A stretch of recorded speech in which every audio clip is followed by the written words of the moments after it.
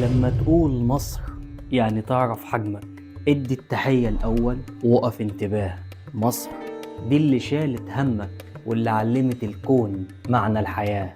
من هنا ابتدى الإنسان ومن هنا اتعرف الإله. الحقيقة أنا لا بتكلم في السياسة ولا بحبها أصلا، لكن اللي بيحصل دلوقتي بقى شيء جديد كده علينا، نوع جديد من الإرهاب، واللي بيحصل ده لازم نكون كلنا واعيين ليه، لأن مفيش وقت ولا في مجال إن كل واحد يفكر في نفسه، ولا كل واحد يفكر في حزبه، ولا يفكر في الطائفة اللي هو بينتمي ليها، ولا المبدأ اللي هو عايش عليه. احنا دلوقتي بقينا في وقت ما بقاش ينفع خالص غير ان احنا نكون متكاتفين كلنا كمصريين. ولحسن الحظ الحمد لله ان انا بعيد بقالي فترة طويلة جدا عن السوشيال ميديا، يعني لما ارجع دلوقتي اقول كلمة الحق من وجهة نظر محدش ممكن يوجه لي اي اتهام ان في حد دافع لي، ولا انا لجنة، ولا انا بنتمي لحاجة معينة، ولا انا طالع ادور على متابعين. يعني الحمد لله ان انا كنت بعيد علشان لما اطلع اتكلم دلوقتي الناس تحس فعلا ان انا بتكلم من قلبي، وان انا بتكلم في الحق من وجهة نظري. ممكن اكون غلط من وجهة نظر ناس تانية، لكن انا بتكلم في اللي انا شايفه من وجهة نظري.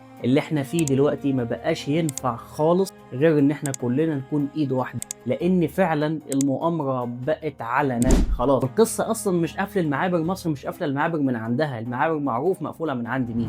واللي مفكر ان الصهاينة عايزين سلام في المنطقة، وان هم بيعملوا كده او بيهجروا الفلسطينيين علشان خاطر السلام يعم على المنطقة، اعتقد يعني ان اللي مصدق الكلام ده يا اما عنده خلل، يا اما محتاج يتعالج، يا اما مطبق ملهاش حل تاني. مصر طول عمرها معروفة تاريخها، ومعروفة بأصالتها، ومعروفة بحكمتها. ويمكن اللي يزعل دلوقتي ان في بعض الناس من ولاد بلدها بيشككوا فيها او بيخونوها، وده عيب كبير علينا، عيب كبير قوي لما يحصل الكلام ده من ولاد بلدنا. عيب، لان مصر طول عمرها خيرها على الناس كلها. وفي فرق كبير قوي بين ان انت تكون مختلف مع القيادة، او ان انت تكون مختلف مع الحكومة، او مختلف مع المؤسسات، وان انت تكره بلدك، ان انت تكره ارضك، ان انت تكره وطنك.